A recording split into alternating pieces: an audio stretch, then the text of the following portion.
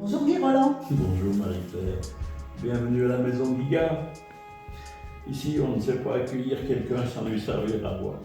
Donc forcément, il faudra se plier à cette discipline. C'est avec plaisir, comme d'habitude. Bon. Fantastique. Un montagneux bien frais, n'est-ce pas? Merci. Voilà. Est-ce que tu peux me parler de l'histoire de la maison Guigard? Oui, bien que je n'en connaisse pas tous les détails, tout au moins en ce qui concerne les époques lointaines. J'en connais principalement l'histoire à partir des années, on va dire, 30, 40 du siècle dernier, bien sûr. La maison Guigard est une très vieille maison bugiste qui a toujours fait du vin. Parce que le Bugey, c'était une région de polyculture et d'élevage. Et cette maison était quand même déjà un peu spécialisée dans la production de vin, parce que dans les vieux livres que j'ai pu retrouver, on note déjà, dans ces années en question, après la guerre de 14, et même pendant la guerre, qu'une livraison avait été effectuée en voiture à cheval à Saint-Germain-les-Paroisses. Pour une ferme bugiste, c'était déjà exceptionnel que d'aller livrer du vin aussi loin. Et puis, dans ces mêmes périodes, ce qui a fait envie à beaucoup de viticulteurs, eh bien, c'était de faire justement, de réaliser un vin effervescent, comme un champagne, parce que c'est une boisson assez mythique. Il y a le son de la bouteille qui s'ouvre, il y a les bulles dans le verre, il y a ce vin de fête que nous partageons avec gaieté et aisance. Et forcément que tous les viticulteurs du secteur avaient un petit peu envie de faire cela. La maison Guigard a été, bien promue par des gens qui étaient novateurs, qui étaient téméraires, qui étaient, qui osaient. Voilà, qui osaient. Parce que ce n'était pas évident non plus. Et ils se sont lancés. Les débuts n'ont pas été bien simples et faciles, mais enfin bon, à force de travail et de conseils d'œnologues champenois, eh bien, petit à petit, la production a augmenté en qualité, en quantité aussi, bien sûr. Et la méthode champenoise à la maison Guigard est née. Aujourd'hui, on travaille principalement sur le cru montagneux, mais qui n'existait pas à l'époque. Au départ, la maison Guigard faisait du vin mousseux de qualité avec les vignes de proximité. C'est un vin qui doit se servir très frais. Ça, il faut être attentif à cela. Tous les effervescents, mais principalement le montagneux. Étonnamment, quelquefois, je dis aux gens, il faut le servir à 3 degrés. Alors, ça leur fait froncer les sourcils, n'est-ce pas? Parce que ça les surprend. Alors, je les rassure en leur donnant quelques exemples. Le premier, c'est de dire que quand ils vont boire une bière à la tireuse, elle est à 3 degrés. Ah oui, c'est vrai. Et puis surtout, de dire que les verres ne sont jamais à très basse température, que si le vin, je le verse bien frais, il va relativement vite chauffer dans les verres. Donc, il vaut mieux servir à une température plus basse que la dégustation pour être sûr de ne pas le boire trop chaud. Et puis, pour aujourd'hui, c'est une démonstration, donc je laisse la bouteille ouverte et visible. Mais le réflexe absolu, c'est de la reboucher immédiatement et de la remettre au réfrigérateur. Oui.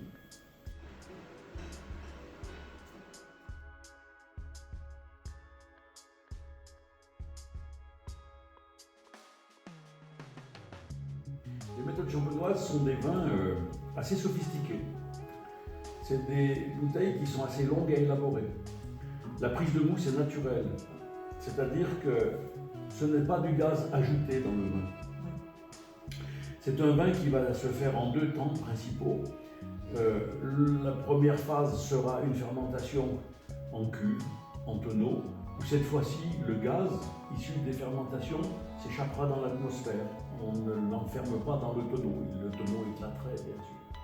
Alors pour pouvoir ensuite obtenir l'effervescence dans un contenant bien plus solide, nous allons refaire fermenter le vin dans chaque bouteille, en réincorporant des levures bien sûr pour redémarrer une fermentation. Et c'est cette phase que l'on va appeler la prise de mousse. Alors bien sûr l'inconvénient, comme je l'explique souvent, c'est que le fait que le vin fermente, cela génère un dépôt en termes d'œnologie, viticulture, on va parler de lit.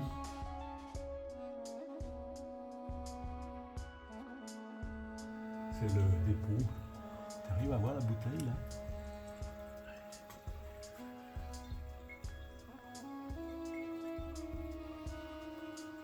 Voilà, ça c'est ce qu'on fait remarquer aux gens pour la décantation. Cette décantation sera relativement longue parce qu'elle sera lente.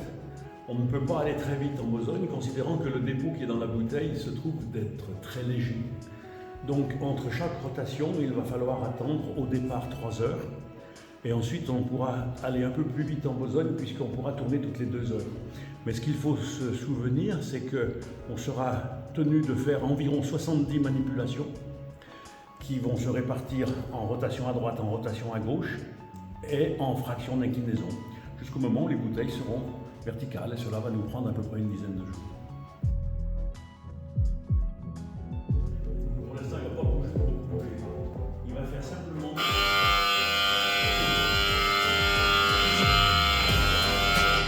Là, maintenant, c'est le tout début du cycle, qui va consister simplement à incliner légèrement les bouteilles.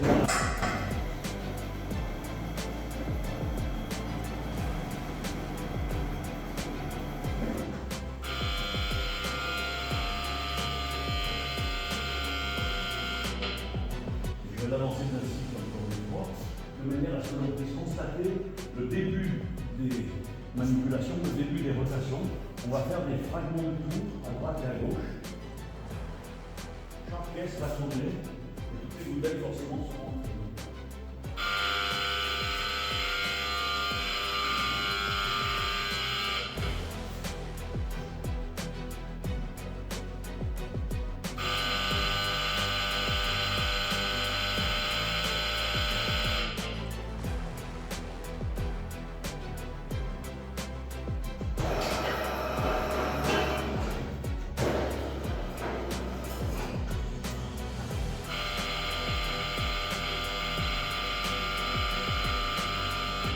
Quand le remuage est terminé, on se retrouve avec des caisses qui ne sont pas comme celle-ci à l'horizontale, mais avec des bouteilles qui sont verticales.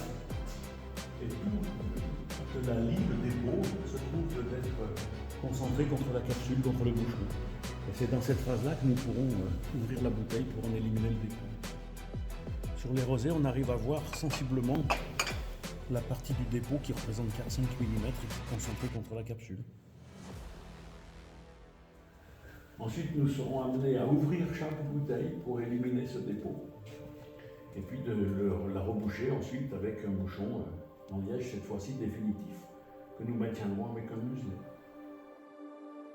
Et la commercialisation de tes vins, tu l'as fait comment? Je ne fais pas beaucoup d'efforts pour cela, c'est un tort de ma part, je le concède. Mais la majeure partie de nos ventes se fait dans la région lyonnaise, et une grosse partie aussi dans le nord de la France. La région lyonnaise est attentive aux montagneux, le cru de l'appellation, parce que c'est un peu le champagne des Lyonnais. Dans les bouchons lyonnais, le montagneux est aisément servi. Et puis ensuite, quand on regarde un petit peu la carte de France, on constate quand même que les champagnes et les méthodes champenoises se boivent bien plus dans le nord que dans le sud. Quand même. Ça, c'est ce qui concerne les effervescents. Ensuite, les vins tranquilles, sans différenciation, ils s'en consomment un peu de partout, parce que j'entends par vin tranquille, bien sûr, les vins qui n'ont pas de bulle, qui ne bougent pas. Oui. D'accord. Oui, ils portent bien leur nom. Ils portent bien leur nom. Donc le chardonnay, qui est un blanc de cépage, connu dans le monde entier, et qui est un blanc tranquille, et puis des rouges que nous faisons, des cépages locaux, le gamay, le pinot, qui sont des rouges légers. Et le gamay particulièrement, encore plus léger que son ami le pinot, qui va se boire plutôt bien frais.